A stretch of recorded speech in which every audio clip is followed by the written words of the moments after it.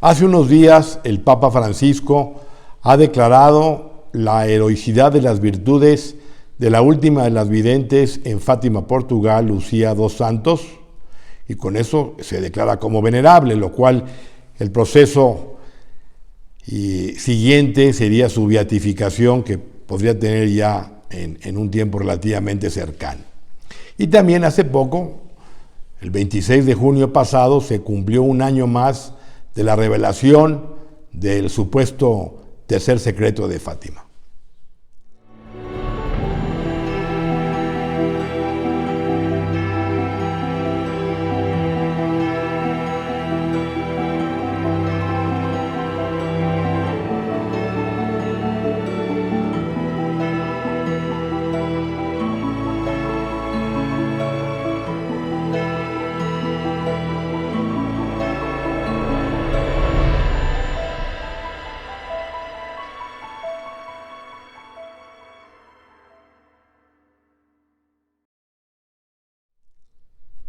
Una de las apariciones más importantes de la historia de la Iglesia, sin duda alguna, es la de Fátima.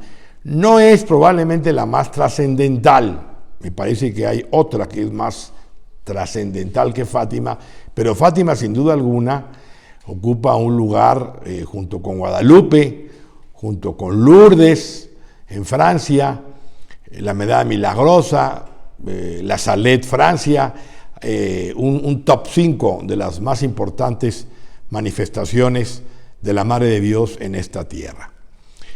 Como sabemos, en Fátima la Virgen se apareció en el año 1917 en 6 ocasiones, a las 12 del día, los días 13 menos el mes de agosto, que los niños fueron secuestrados por la policía local y la aparición tuvo que tener lugar el día 19.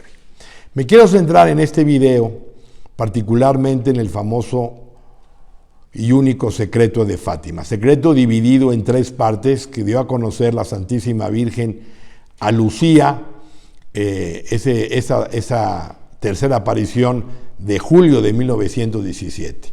Quiero dejar por adelantado que Lucía, Jacinta y Francisco tenían un acceso distinto a la aparición.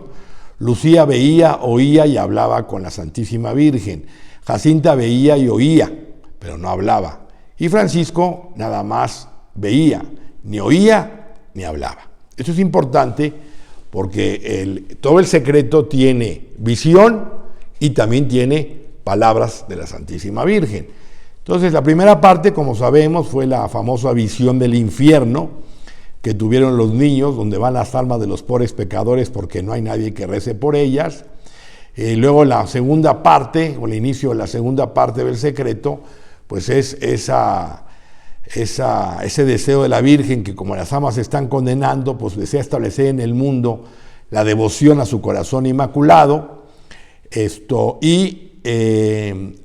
anuncia también en esta segunda parte que la guerra está llegando a su fin, la Primera Guerra Mundial, que llegó a su fin al año siguiente, pero que si no se dejaba de ofender a Dios, otra vendría durante el pontificado de Pío XI, y anunció que cuando viéramos una noche iluminada por una desconocida luz, sería la señal que Dios daría al mundo de que iba a castigarlo por sus crímenes por medio de la guerra, el hambre, la persecución de la Iglesia y al Santo Padre.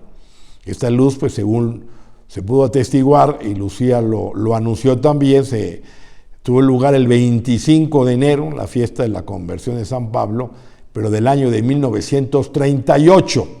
Y meses después, pues prácticamente viene a tener lugar el inicio de la Segunda Guerra Mundial. Y luego la Virgen agrega, pero para impedir esto vendré a pedir la consagración de Rusia, cosa que vino a pedir el 13 de junio de 1929, y vendré a pedir la devoción a los primeros 5 sábados de mes, que como sabemos tuvo lugar el 10 de diciembre de 1925. Y la Virgen dijo, si lo que yo digo se hace, habrá paz.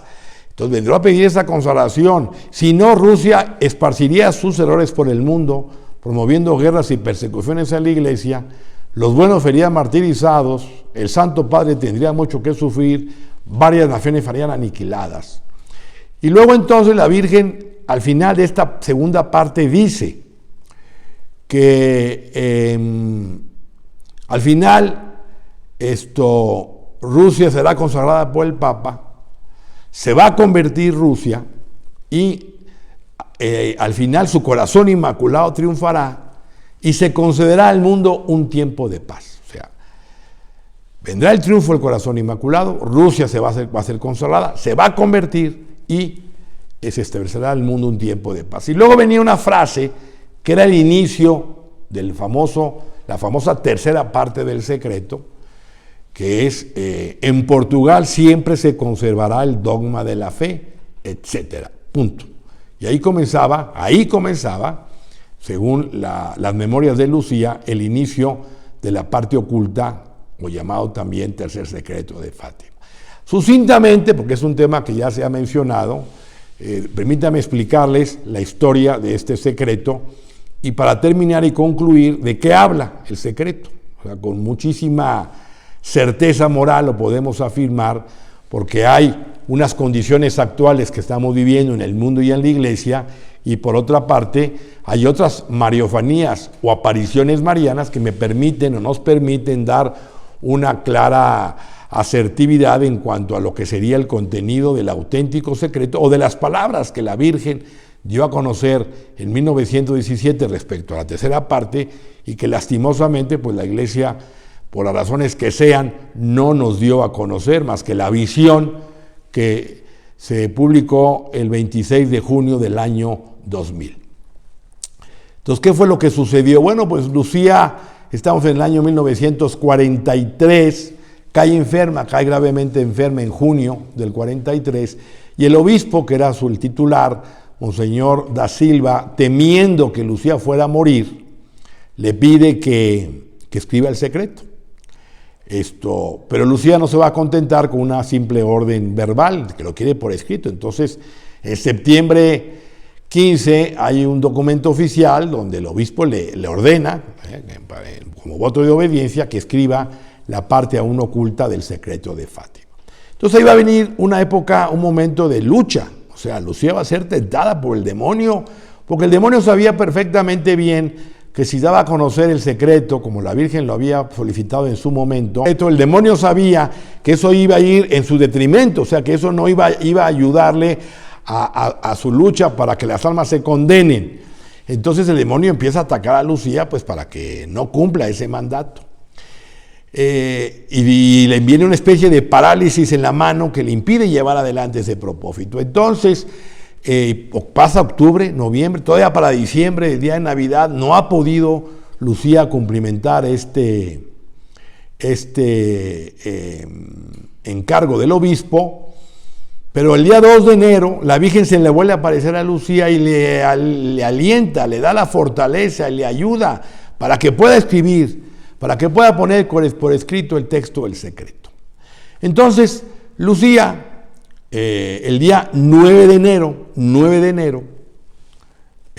le escribe al obispo Monseñor da Silva para decirle que ya ha podido poner por escrito el texto del secreto, que el demonio le había tentado un poco, pero que ya cumplió esa orden, que lo escribió en una sola hoja de papel, y que esa hoja la ha puesto en un sello, en un sobre, y ese sobre lo ha metido dentro de los cuadernos.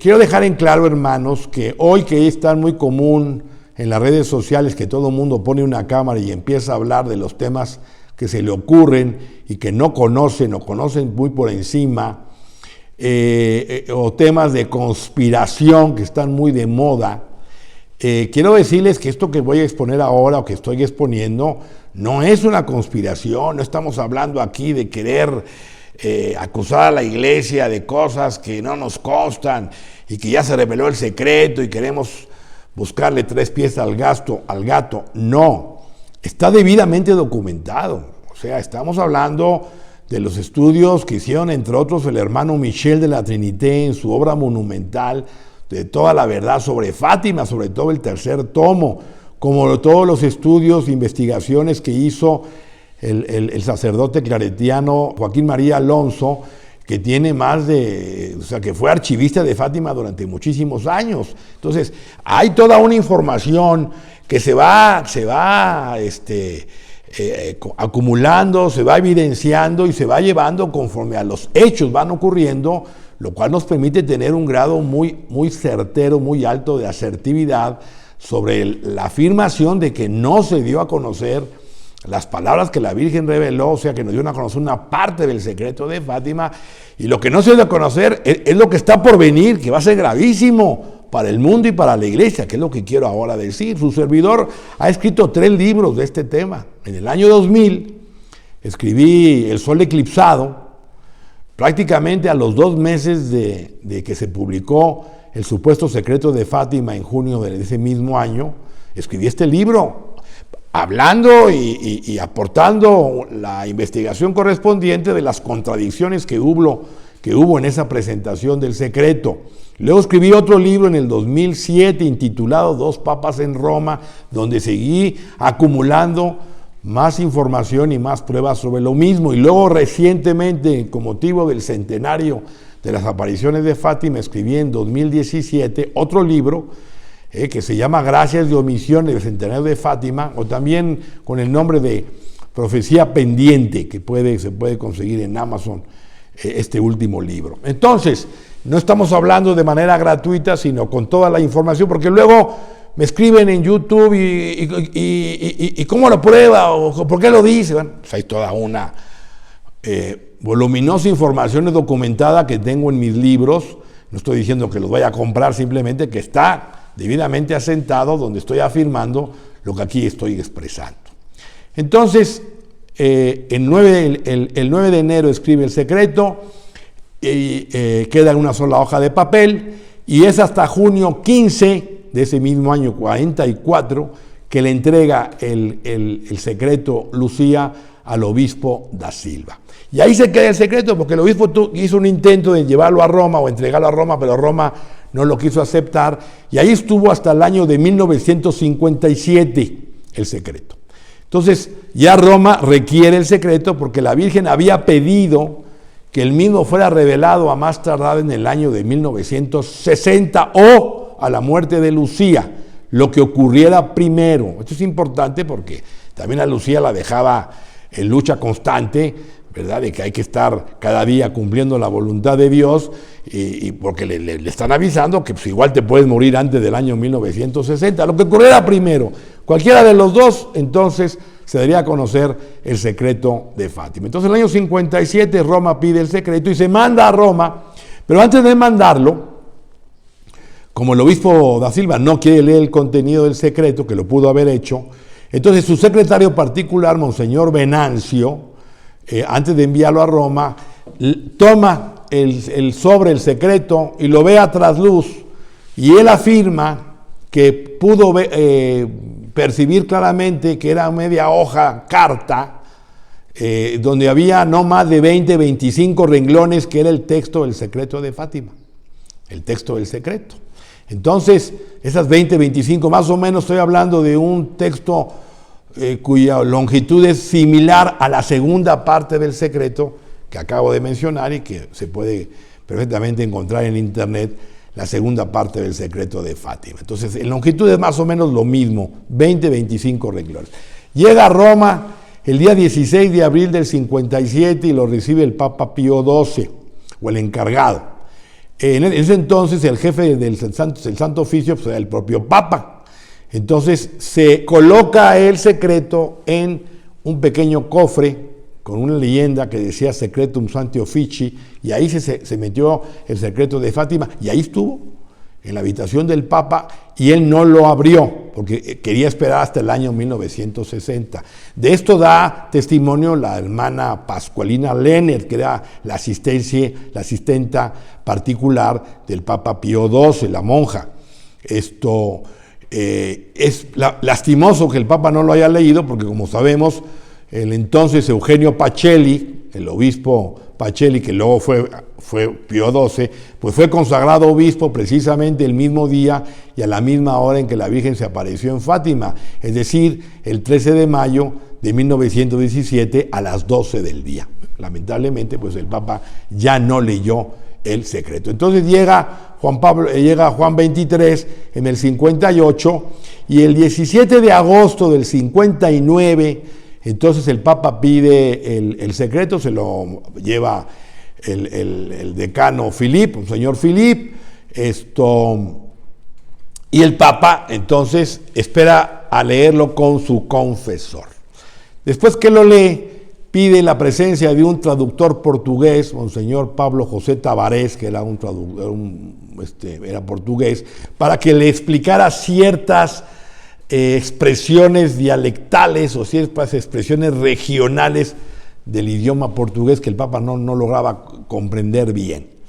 De eso está atestiguado perfectamente claro, tanto por el cardenal Ottaviani, que en aquel entonces era el prefecto del Santo Oficio, como Monseñor Capovilla, que ya murió, Loris Capovilla, hace pocos años, ya a una edad muy avanzada, que es un testigo importante de estos hechos y que atestigua que el Papa efectivamente leyó el secreto. Entonces, se debía el año 1960 de revelar el secreto, pero resulta que llega el día 8 de febrero de 1960 y la Iglesia emite un comunicado anónimo, nadie lo firma, donde dice que aunque la Iglesia reconoce la autenticidad de las apariciones de la Virgen de Fátima, no pretende no quiere asumir la responsabilidad de garantizar la autenticidad de las palabras que según Lucía le dijo la Virgen de Fátima. Como quien dice, pues sí reconocemos la aparición, pero no me queda claro o no nos queda claro que lo que tú dices que la Virgen te dijo sea auténtico, sea cierto. O sea, en pocas palabras, pues no creo en el mensaje, es lo que está diciendo. Y lo asume, pues quién sabe, porque fue anónimo el documento, lo cual es lastimoso, vergonzoso y de gravísimas consecuencias para la Iglesia, como lo hemos venido atestiguando en los últimos 63 años. No se da a conocer el secreto, pues, de Fátima y no se supo más del mismo hasta que en el año que por cierto, como sabemos, el año siguiente la Virgen se va a aparecer en Garabandal, España, al norte de España, en la provincia cantábrica, y en uno de sus mensajes, son dos, en uno de sus mensajes la Virgen dice: sacerdotes, obispos y cardenales van muchos por el camino de la condenación y con ellos llevan a muchas más almas. Lo digo esto porque la Virgen está diciendo pues una verdad muy lastimosa, no dice que todos, pero dice que obispos, sacerdotes y cardenales, muchos van por el camino de la condenación. Y esto podría explicar un poco por qué no se obedeció lo que la Virgen pidió, por qué se quiso ser políticamente correcto, que la Virgen no es políticamente correcta. María es Virgen prudentísima, asiento de la sabiduría. Y si ella estableció y dictaminó y dijo por encargo de su Padre Eterno y de su Hijo que se revelara el secreto en 1960, pues se revela y asunto terminado, pero no fue así. Entonces llega el año 99. Y el año 99, ¿qué ocurrió? Pues se va a beatificar a los niños Francisco y Jacinta Marto. Entonces se anuncia en junio del 99 que se va a hacer la beatificación de los niños. Primero se dice que la beatificación va a ocurrir en Roma en el mes de abril del 2000. Esto lo menciona el secretario de Estado Vaticano, entonces Ángelo Sodano, Monseñor Sodano. Y luego se dice que no, que va a ser en Fátima. Y ya el Papa entonces anuncia que va a dar a conocer el secreto. Entonces ahí seguramente hubo unas semanas o meses de intrigas de que sí, que no, que sí, que no. Que no conviene, que sí conviene, que no conviene, que sí conviene, y llega el día 13 de mayo del 2000, que finalmente fue en Fátima la beatificación, pero resulta pues que no se da a conocer el secreto, sino que el que toma el micrófono es el secretario de Estado Vaticano, que dicho con todo respeto, no era el responsable de hablar del secreto. En todo caso, el responsable de hablar del secreto sería el prefecto de la Sagrada Congregación para la Doctrina de la Fe, que en este caso era, o en aquel entonces era Monseñor, era el cardenal Joseph Ratzinger, pero no es él no es el que habla, sino habla el secretario de Estado Vaticano. Entonces él habla un discurso como de 2 hojas completas, donde básicamente lo que dice es, la interpretación del secreto es simbólica. Número 2, se refiere a hechos pasados. Número 3, tiene que ver con las luchas terribles de las estructuras humanas y militares en contra de la Iglesia, hablando un poquito del comunismo. Número 4, que hace referencia al atentado que sufrió el Papa Juan Pablo II el 13 de mayo, o sea, casi 20 años antes del 13 de mayo de 81, como insinuando que el Papa cae como muerto, y que una mano amiga pues evitó que la bala lo asesinara. O sea, insinuando que es el contenido del secreto. Y digo insinuando porque Monseñor Sodano hace una interpretación, pero de un texto pues, que todavía no habíamos conocido. Entonces, ¿por qué? ¿Por qué no lo llevaron el día que se había prometido llevarlo? Entonces, Monseñor Sodano dice, entonces, para mejor comprensión del mismo, la Congregación para la Doctrina de la Fe va a preparar un documento explicativo y pasan 44 días, es decir, llegar al 26 de junio del 2000 para que entonces se dé a conocer el famoso secreto de Fátima. En la homilía del 13 de mayo del 2000, dicho sea de paso, el Papa Juan Pablo II, hoy San Juan Pablo II, habla de la cola del dragón que arrastra una tercera parte de las estrellas, o sea, que arrastra una tercera parte de la jerarquía de la Iglesia hacia la vivencia del mal, hacia la vivencia de lo tenebroso, apartándonos de la ley, del camino de Dios. Es interesante lo que fue la homilía del Papa el 13 de mayo del 2000, como diciendo, bueno, no puedo hablar del secreto, pero sí puedo decir que la batalla entre el bien y el mal está llegando a tintes insospechados, con aparente victoria del mal, donde el dragón con su cola arrastra una tercera parte de las estrellas, es decir, una tercera parte de todo lo que es la jerarquía visible de la Iglesia, sacerdotes, obispos y cardenales. Bueno, llega el año 2000 y resulta que nos dan una visión donde un ángel con una espada está tocando el eje de la tierra y parece que le va a azotar, y luego la mano de María que la detiene, el ángel pidiendo penitencia, y luego hay una visión de un obispo vestido de blanco, donde Lucía dice que tenía el presentimiento de que fue el Santo Padre, lo cual es de llamar la atención, que tenga el presentimiento de que fue el Santo Padre,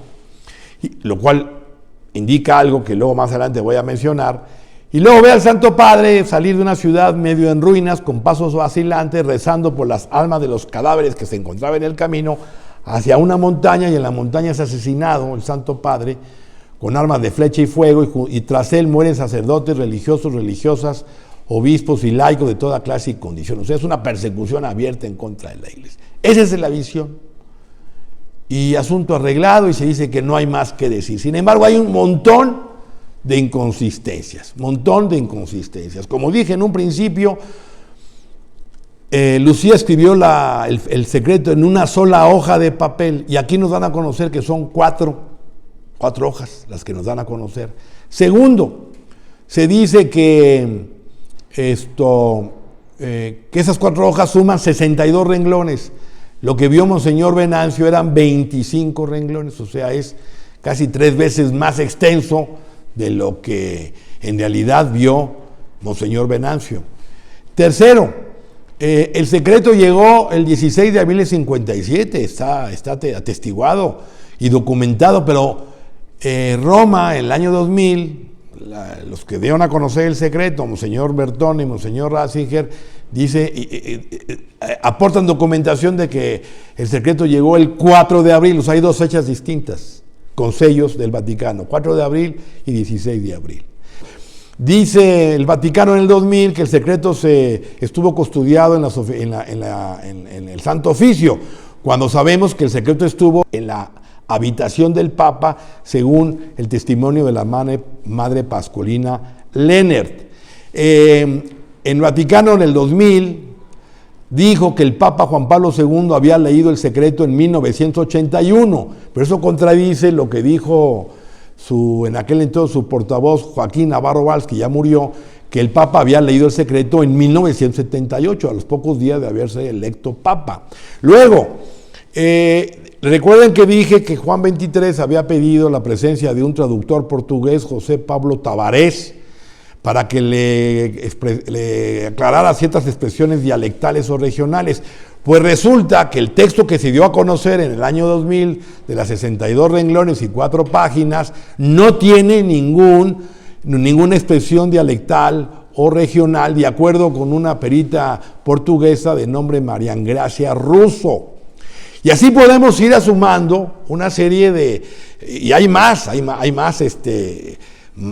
pruebas, pero no me quiero extender, donde claramente queda en conclusión que hay una visión, que es la que escribió Lucía el 3 de enero, porque esa es la fecha que ponen, 3 de enero, pero Lucía escribió El Secreto no el 3, sino el día 9 de enero, que es cuando le avisa a su obispo que ya puso por escrito el contenido del mismo. Entonces, estamos hablando de 2 textos, uno que es la visión, y otro que son las palabras. Por eso cuando la Virgen revela el secreto a Lucía el 13 de julio, le dice a Lucía, esto que te acabo de decir todavía es secreto. A Francisco sí se lo puedes decir, porque Francisco veía, pero no oía ni hablaba. Entonces quiere decir que el texto no solo es visión, porque él ya vio, pero no yo. O sea, el texto es, como se dice, partitura y música. Nos dieron a conocer la música, pero falta la partitura, faltan las palabras de la Virgen. A mayor abundamiento de lo que quiero expresar, hay una visión del infierno. Y luego la Virgen dice, ustedes han visto el infierno, a donde van las almas de los pobres pecadores. Para salvarlas, Dios quiere establecer en el mundo la devoción a mi corazón inmaculado. Es decir, hay música y letra, partitura y música. En El Secreto hay música, hay visión, que es lo que Lucía vio, pero faltan las palabras de la Virgen, que el mismo Francisco no oyó. Por eso le dijo la Virgen a Lucía, a Francisco sí se lo puedes decir.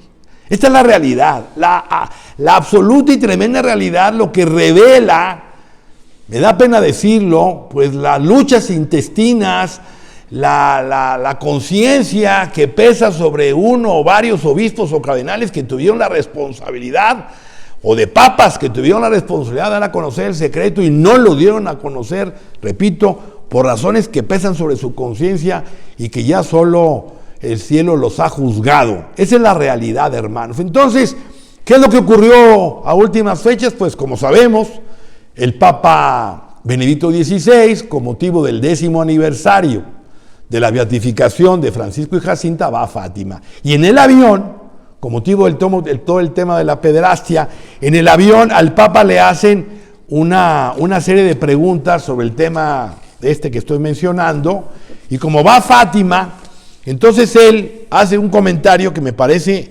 importante leerlo, textual, para que tenga más fuerza de lo que quiero decir, que ya ustedes ya lo conocen incluso, muchos de ustedes lo conocen.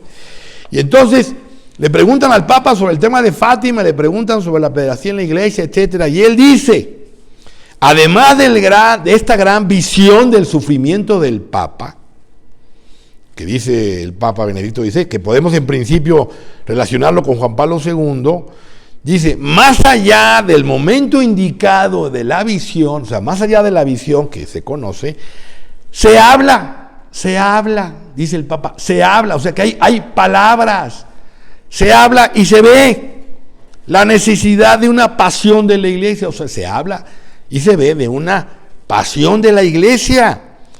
Claramente lo está diciendo el Papa Benedicto XVI, o sea, que hay palabras. Él tenía claro que él tenía la conciencia de que no había dado a conocer el secreto, como ahorita lo voy a mencionar. Y agrega él, la mayor persecución de la iglesia no viene de los enemigos de afuera, sino que nace del pecado interno de la iglesia. O sea que el problema de la iglesia no viene tanto de fuera, sino de dentro de la misma iglesia de Cristo. Y luego en la homilía del 13 de mayo del 2000, El Papa va a decir, del 2010, el 10º aniversario, estando en Fátima, el Papa va a decir, 116, se engaña y es iluso quien piense que la misión profética de Fátima ha terminado. O sea, no ha terminado. O sea, lo que la Virgen vino a profetizar, nada de que se refiere a hechos pasados, nada que es simbólico, está por venir y eso no ha concluido. Esa es la realidad de los hechos. Y luego, por si fuera poco, pues hay testimonios de algunas personas que dicen, efectivamente, que después de que se reveló el secreto en el año 2000, Benedicto XVI confió pues, que no se había revelado todo el secreto. Uno de ellos fue a un amigo íntimo de él, el padre Indo Dollinger, que era hijo espiritual del padre Pío, un hombre, un sacerdote sin tacha, de excelentes credenciales, que celebró la misa un día con él, y pocos días después de que se celebró la misa, le confió y le dijo, no hemos revelado todo. O sea, y le dijo, nos dieron instrucciones de no publicar todo. Y eso lo relata el padre Indo Dollinger a una doctora en historia y literatura francesa de nombre Michael Hickson, que apareció publicado en varias fuentes en mayo del 2016. Esto que acabo de mencionar. O sea, que el padre Dollinger dijo que le dijo Ratzinger, el entonces cardenal Ratzinger, que no se había revelado todo el secreto. Luego entonces salió en su momento el secretario entonces del Papa emérito, Hansway, para decir que eso no era cierto, que todo estaba revelado. Eso lo dijo el secretario particular, a nombre del Papa, supuestamente. Pero luego viene, en el 2017, en enero del 2017, otro amigo de Dollinger y de Ratzinger, Gottfried Kinniger. Y Gottfried Kinniger dice, no. Efectivamente, yo estuve presente ahí cuando Ratzinger se lo dijo al padre Dollinger que no se había revelado todo el secreto, que le dieron instrucciones de que no se revelara todo el contenido. Y por si fuera poco, Monseñor Williamson de la Fraternidad de San Pío X también menciona que el cardenal Schomburg, que era amigo del cardenal Ratzinger, le había confiado que efectivamente él tenía dos cargos de conciencia. Uno era el tema de Lefebvre, y otro en el año 88, y otro el tema de Fátima. Y le dijo, me torcieron la mano. O sea, no pude yo pues revelar o decir lo que tenía que decir, porque de hecho se le había adelantado ni más ni menos que Monseñor Sodano en el año 2000, cuando dio esa interpretación, y pues ya Ratzinger tuvo que plegarse a lo que había unos días antes anticipado Monseñor Sodano, ese famoso 13 de mayo del 2000, dando a conocer un secreto que ni se dio a conocer, de una interpretación de ese secreto. Entonces, en conclusión, hermanos, ¿de qué habla el secreto de Fátima? Es muy sencillo, no es difícil llegar incluso hasta las palabras mismas del secreto, y no parece esto una afirmación gratuita ni vanidosa, sino con seriedad, con madurez, con asertividad, con los documentos que tenemos, la información que se ha dado y sobre todo con otros mensajes de la Santísima Virgen, es fácil y concluir que se nos viene encima, que la Virgen vino a prevenir desde el año del 17 para que se diera a conocer en el año 60, porque para ese año sería más claro. Y entonces tenemos primero lo que dijo Juan. Hay un montón de fuentes, no voy ahorita a extenderme porque para eso escribí un libro que estoy por terminar, intitulado Papas Rivales. Y ya les avisaré oportunamente cómo hago la presentación de ese libro. Pero de momento decirles que Juan Pablo II, en Fulda, Alemania, en 1980, le preguntaron si ya había leído El secreto de Fátima, y dijo que sí, que ya lo había leído, lo cual desmiente lo que se dijo en Roma en el año 2000, de que lo leyó hasta el 81, entonces que ya lo había leído en el 80. Que no se había revelado porque sus predecesores habían preferido diplomáticamente aplazar su publicación. Para no alentar la subversión comunista a tomar ciertas determinaciones. Es decir, que si se hubiera revelado el secreto, dice el Papa, probablemente Rusia hubiera tomado alguna acción política o militar en contra de la Iglesia. Y por eso juzgaron que no era conveniente dar a conocer el secreto en el año de 1960. Eso es lo que dice el Papa. Pero también el Papa dijo lo siguiente, y permítame que lo lea, porque las palabras precisas siempre son más claras. Y dijo el Papa, si hay un mensaje en el que está escrito que los océanos inundarán partes enteras de la tierra, que millones de hombres perecerán de un momento a otro, la publicación de este mensaje deja de ser algo muy deseado, porque muchos querrán saber solo por sensacionalismo y curiosidad. O sea, si hay un mensaje en el que está escrito que los océanos inundarán partes enteras de la tierra y que millones de hombres perecerán de un momento a otro. Eso lo dijo el Papa Juan Pablo II en Fulda en 1980. Pero luego, en Akita, Japón, la Virgen se aparece en 1973 y esencialmente Cardenal Ratzinger corroboró que el mensaje de Akita era esencialmente el mismo que en Fátima. Esencialmente el mismo que en Fátima. Y el 13 de octubre, aniversario del Milagro del Sol de Fátima, pero de 1973, la Virgen en Akita le revela a la vidente, a la hermana Agnes Asasawa, le revela lo siguiente: como se ha dicho, si los hombres no se arrepienten y no se mejoran ellos mismos, el Padre infligirá un terrible castigo sobre toda la humanidad. Será un castigo más grande que el diluvio, tal como no se ha visto antes. El fuego caerá del cielo y destruirá una gran parte de la humanidad, tanto los buenos como los malos, sin perdonar ni sacerdotes ni fieles. Los sobrevivientes se encontrarán tan desolados que envidiarán a los muertos. Esto es muy similar a lo que Juan Pablo II dice, que si hay un secreto que dice que millones y millones morirán de un momento a otro.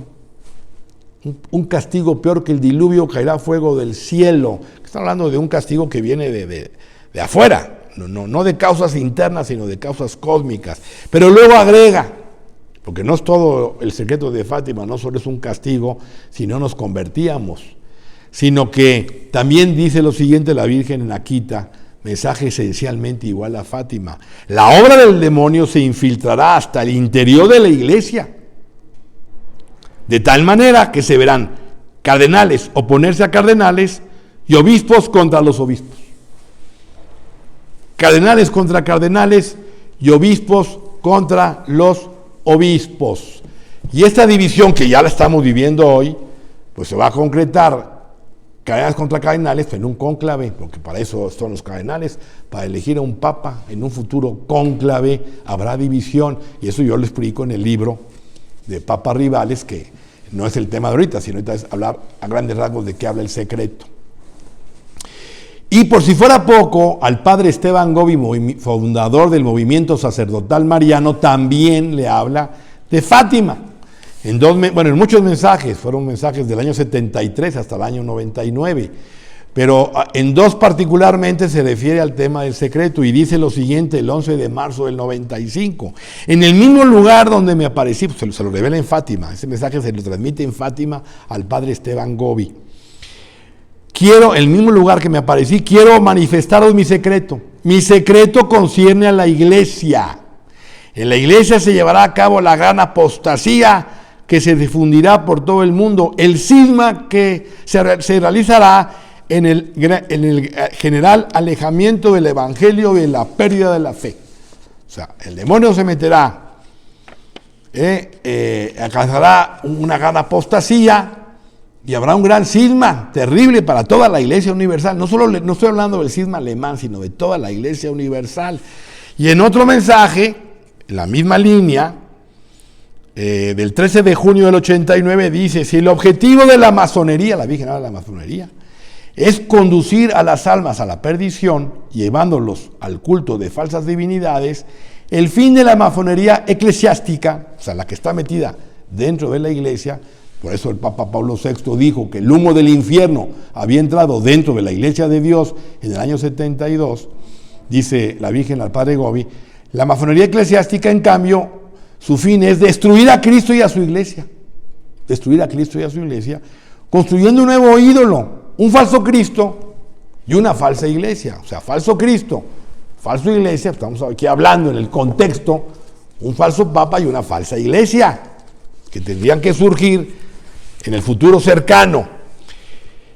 Y para terminar, Lucía tuvo una visión, esta mosca me está molestando, ya estamos terminando, tuvimos una visión, Lucía, que también pone por escrito, muy similar al castigo material, el 3 de enero del 44, porque también es el día que escribió la visión, también escribe esto.